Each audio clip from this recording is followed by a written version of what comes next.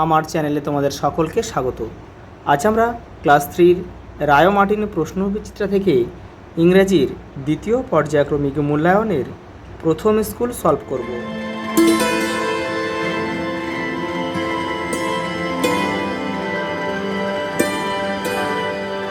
দেখো প্রথম স্কুল, প্রথমে একটা প্যাসেজ দিয়েছে। দেখো, read the text carefully and answer the following question. এই প্যাসেজটা পড়ে নিচের প্রশ্নগুলোর কিন্তু উত্তর দিতে হবে। দেখো, on summer's day A grasshopper was hopping about in A field. এক গরমের দিনে একটা ঘাস ফড়িং কী করছিল? মাঠে হোপিং মানে লাফাচ্ছিল। দেখো, he was chirping and singing, সে কিচিরমিচির করছিল এবং গান করছিল মেরিলি, আনন্দের সঙ্গে বা আনন্দ সহকারে। এ গ্রুপ অফ অ্যান্টস, একদল পিঁপড়ে ওয়াক পাস্ট হিম, তার পাশ দিয়ে হেঁটে যাচ্ছিল। দেখো, they carried pump seeds of corn, দিয়ে মানে সেই পিঁপড়েগুলো কী বহন করে নিয়েছিল? পুরুষ্ট শস্যের দানা কিন্তু বহন করে নিয়ে যাচ্ছিল। Where are you going with those heavy things asked grasshopper. ঘাস ফড়িংটি তাদের জিজ্ঞাসা করলো, তোমরা কোথায় নিয়ে যাচ্ছ এই ভারী জিনিসগুলো বয়ে, কোথায় নিয়ে যাচ্ছ? উইদাউট স্টপিং, তারা না থেমে, দ্য ফার্স্ট অ্যান্ড রিপ্লাই, প্রথম পিঁপড়েটি উত্তর দিল, টু আওয়ার অ্যান্ড হিল, আমাদের পিঁপড়ের ঢিবিতে আমরা নিয়ে যাচ্ছি এগুলো। This is the third seed, এটা হয় আমাদের তৃতীয় বীজ। আই অ্যাম ক্যারিং টুডে, আজকে আমরা এটা তৃতীয় বীজ বহন করে নিয়ে যাচ্ছি, মানে 3 নম্বর বীজ। Why are you working so hard, তোমরা কেন এত কষ্ট করছো? Why do not you come and sing with me, তোমরা কেন আমার সঙ্গে এসে গান করছো না? সেট দ্য গ্রাসহপার, ঘাস ফড়িংটি তাদেরকে পিঁপড়েদের বলল। দেখো এবারে প্রশ্ন দিয়েছে। দেখো প্রথম প্রশ্ন দেখো, the grasshopper was hopping about in a summer, সে গরমের দিনে কিন্তু লাফাচ্ছিল। দ্য অ্যান্টস ক্যারিড, পিঁপড়ে কী বহন করে নিয়েছিল? কর্ন, শস্য। দেখো, this is the third seed I am carrying today, এটা আমাদের তৃতীয় বীজ, আজকে আমরা বহন করে নিয়ে যাচ্ছি। এরপরে থেকে ট্রু ফলস রয়েছে। দেখো প্রথমে কী বলেছে, দেখো, he was carrying and shouting merrily, এটা কিন্তু দেখো, হি ওয়াজ ক্রাইং, তারা কাঁদছিল এবং চিৎকার করছিল আনন্দ সহকারে, এটা কিন্তু ভুল। The first and replied without stopping, প্রথম পিঁপড়েটা উত্তর দিয়েছিল না থেমে, এটা কিন্তু সঠিক। 2 অন উইন্টার্স ডে, শীতের দিনে a grasshopper was hopping about the field, সে শীতের দিনে কিন্তু নাচানাচি করছিল, লাফাচ্ছিল, এটাও কিন্তু ভুল, সেটা গরমের দিনে হবে, তাহলে এটা এফ হবে। পরেরটা দেখো, complete the following statements with the help of the above text, উপরের টেক্সটটা থেকে এটা পূরণ করতে হবে। দেখো কি বলেছে, they carried pump seeds to corn, এই যে রয়েছে সিডস অফ কর্ন, এই দেখো, এই যে they carried pump seeds of corn, তাহলে আমরা কী লিখব? এখানে লিখবো আমরা সিডস অফ কর্ন, শস্যের দানা বহন করে নিয়ে যাচ্ছে। হোয়াই আর ইউ ওয়ার্কিং,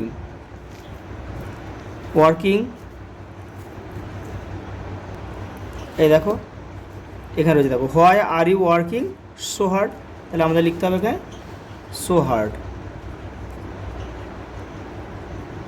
জিজ্ঞাসার চিহ্ন দেবে।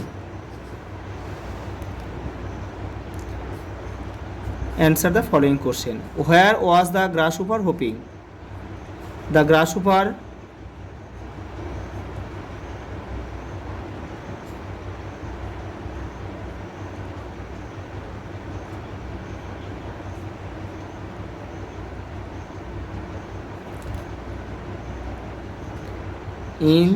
in a field.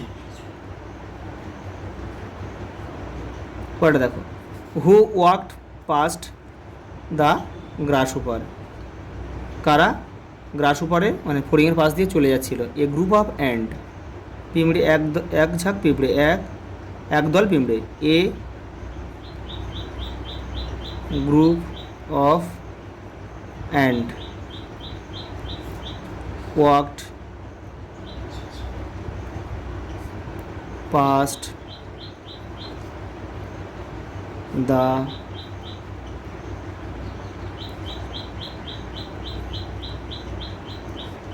grasshopper। পরে কি দিয়েছে দেখো, a meaningful sentence, make meaningful sentence with the following word. Blanket আর স্নো দিয়ে বাক্য রচনা করতে হবে। দেখো পরে কি প্রথমে দিয়েছে দেখো ব্ল্যাঙ্কেট, ব্ল্যাঙ্কেট দিয়ে আমরা বাক্য রচনা করবো। এটা তোমরা নিজেদের মতো করবে, তবু আমি করে দিচ্ছি। দেখো, আই স্লিপ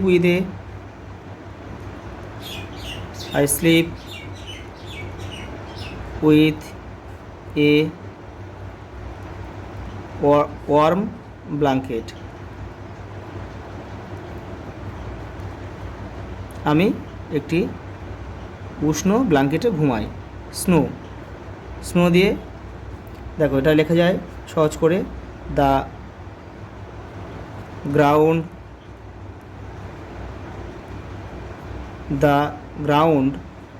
ইজ covered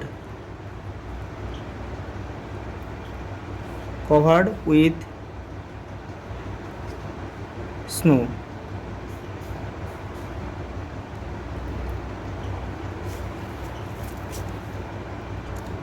তাহলে কি হলো, the ground is covered with snow, অর্থাৎ চারিদিকে বরফে ঢেকে গেছে। দেখো এখানে write the opposite word of following. দেখো এটা ক্লিন আছে, এটা আমরা কী লিখবো? ক্লিন মানে পরিষ্কার, ডার্টি লিখবো। তারপর আছে ডার্ক অন্ধকার, লাইট আলো। দেখো এটা রিঅ্যারেঞ্জ দ্য জাম্বেল লেটার। এগুলো সাজিয়ে একটা অর্থপূর্ণ শব্দ আমাদের তৈরি করতে হবে। এটা হবে প্রথমে হবে, এটা হবে ওয়াশ,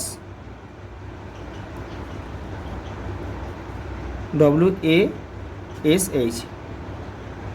তারপর হবে ট্রি, TREE।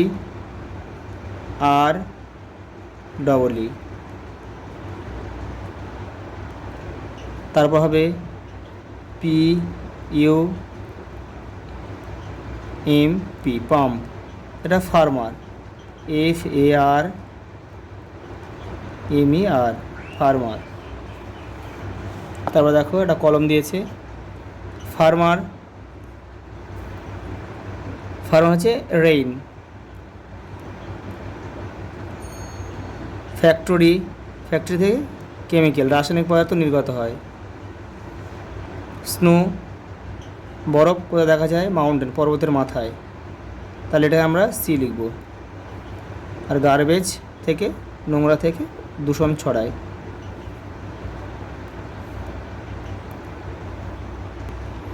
পরে দেখো ওড আর আউট দিয়েছে, কোনটা এখানে আলাদা? লেক, রিভার, পন্ড। দেখো এগুলো সব জল। দেখো লেক, রিভার এটা আলাদা, সার্কেল করতে বলেছে। আচ্ছা, ক্লাউড, স্কাই, সান, গ্রাস। এগুলো দেখো ক্লাউড, স্কাই, সান এগুলো সব দেখো উপরে রয়েছে, আর স্কাই, সান সব উপরে দেখো, আর এটা গ্রাসটা নিচে রয়েছে। দেখো নাও দেন, প্রথমে কী আছে দেখো স্মাইল, এটা হবে কি? স্মাইল্ড হবে। তাহলে আমরা কী লিখবো? এটা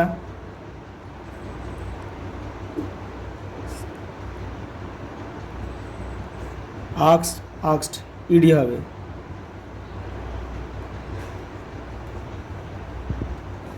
পরেটা দেখো, fill in the blanks with correct forms of the given verbs.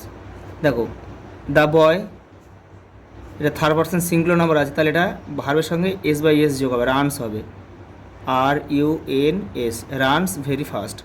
ছেলেটি খুব দ্রুত দৌড়ায়। হি আর থার্ড পারসন সিঙ্গুলার নাম্বার থাকলে ভার্বের সঙ্গে S/S যোগ হবে, এটা দুটা ডাস হয়ে যাবে। ডাস দ্য ওয়ার্ক কেয়ারফুলি, ছেলেটি যত্ন সহকারে কাজটা করে। বার্ডস, এটা প্লুরাল নাম্বার আছে, তাহলে এটা ভার্বটা কিন্তু চেঞ্জ হবে না, যা আছে তাই বসে যাবে। সিং সুইটলি, পাখিরা মিষ্টি গান করে। দেখো গার্লস, এর প্লুরাল নাম্বার আছে, ভার্বটাই বসে যাবে। গো টু স্কুল এভরিডে, মেয়েটি প্রত্যেকদিন স্কুলে যায়, মেয়েরা প্রত্যেকদিন স্কুলে যায়। দেখো, অ্যান্সার দ্য ফলোয়িং কোশ্চেন।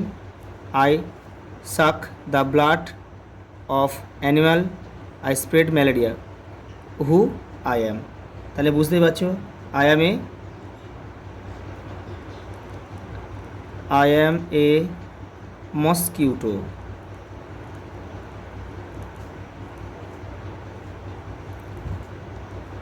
দেখো, I live with my friends in a hive, আমি আমার বন্ধুদের সঙ্গে বাস করি। হিভ মানে কিন্তু মৌচাক। আই স্টোর হানি, আমি মধু সঞ্চয় করি। হু আই অ্যাম, তাহলে I am A honey B.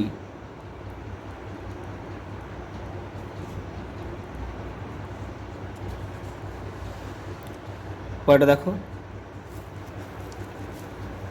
Right 4 sentence on how water is polluted, জল কীভাবে দূষিত হয় সেটা লিখতে হবে। এখানে যে পয়েন্টগুলো আছে এই পয়েন্টগুলো ফলো করে তোমাদের এটা কিন্তু কীভাবে জল দূষিত হয় এটা লিখতে হবে। দেখে নাও। দেখো, man polluted water by throwing garbage and plastic waste into rivers. দেখো, দেখো নদীতে কি নোংরা, তারপর প্লাস্টিক ফেলে কিন্তু নদীর জল দূষিত হয়। দেখো, ডার্টি ড্রেন, নোংরা ড্রেন অ্যান্ড সুয়েজ লাইন মানে জল নিকাশি ব্যবস্থা। দেখো, discharge directly into the river water, তাহলে দেখো ড্রেনের নোংরা জল সরাসরি কিন্তু নদীর জলকেই নোংরা বা দূষিত করে। দেখো কীভাবে, দেখো ফ্যাক্টরিজ, দেখো release harmful chemical into water bodies, with the polluted water spreads many dangerous disease. আচ্ছা, এই পর্যন্ত, দেখা হবে পরের ভিডিওতে।